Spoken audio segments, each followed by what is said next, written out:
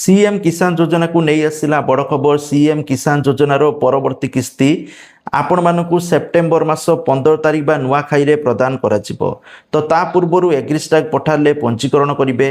Bank खातार e KYC नथिले e KYC करंतु। NPCI form भरिंग मध्य दियंतु।